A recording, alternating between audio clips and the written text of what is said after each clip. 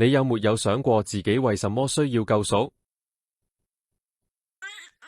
人類從出生起就會在感到沮喪時哭泣。起初，他們是因為飢餓而哭喊，然後他開始哭泣，因為他想念照顧他的人。隨着我們成長，我們的慾望和挫折會以各種不同的方式表現出來。人類自出生以來所懷抱的各種慾望背後究竟隱藏着什麼？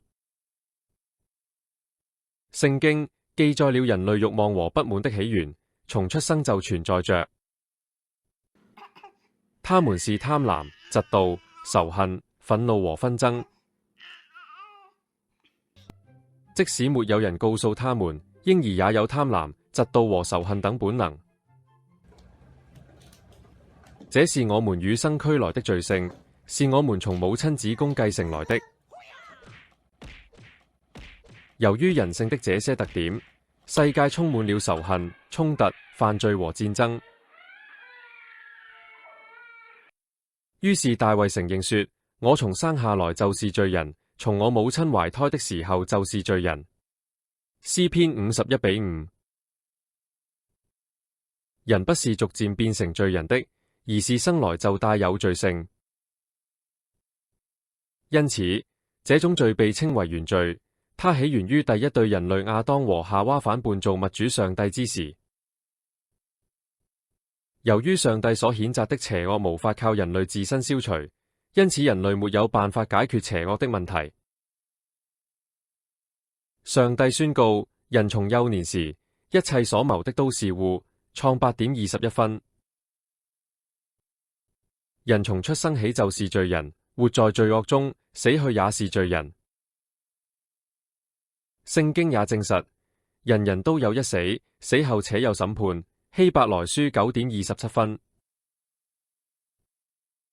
生命不會隨着死亡而終點，死後有兩個永恆的世界在等着我們。當你站在人生的十字路口時，你必須自己決定要上天堂還是下地獄。聖經說，有一條路，人以為正，至終成為死亡之路。箴下午2:12。你現在可能正走在通往死亡的路上。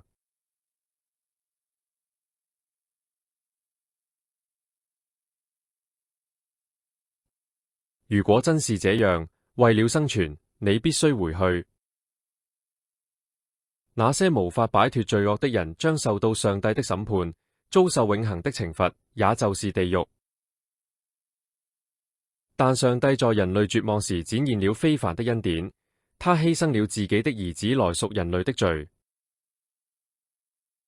根據神的原則，罪只能藉着無辜義人的寶血才能洗淨。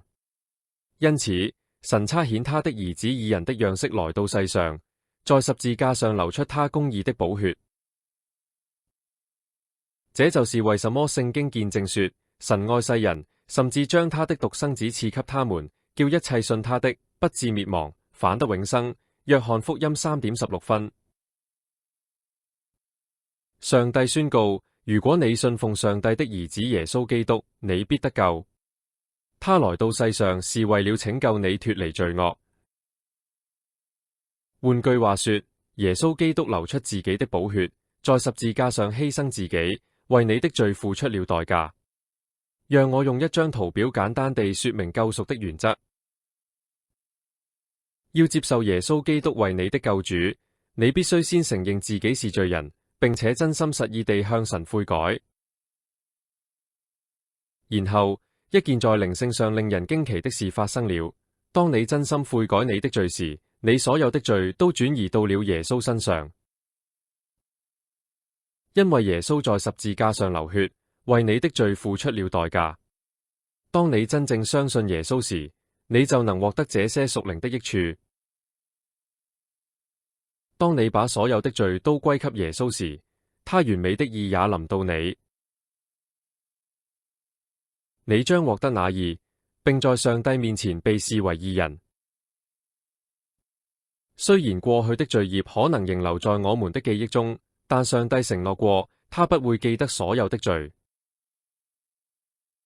因為上帝的這個應許，你成為上帝的兒女，上帝引領你進入天堂。現在你必須接受耶穌基督進入你的心中，承認他是你的救主，並且完全相信他。你願意接受耶穌為你的救主嗎？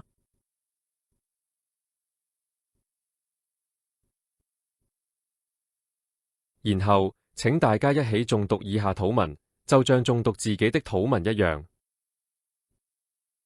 上帝，我在思想、言語和行為上犯下了滔天罪行。我意識到這些罪行已經斷絕了我與你，聖潔的上帝的關係，並將使我遭受永恆的折磨。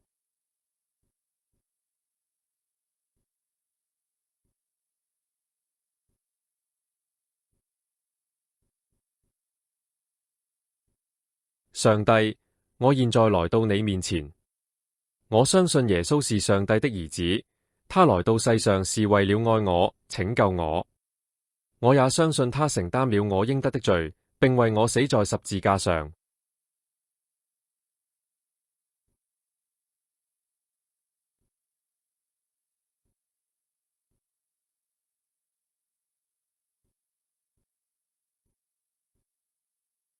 上帝，我真心悔改，放棄我過去所有的罪孽和過犯，請你寬恕我所有的罪過。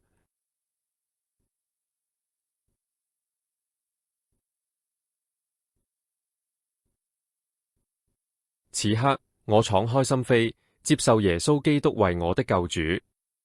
我相信耶穌永遠是我的救主。奉耶穌的名禱告，阿門。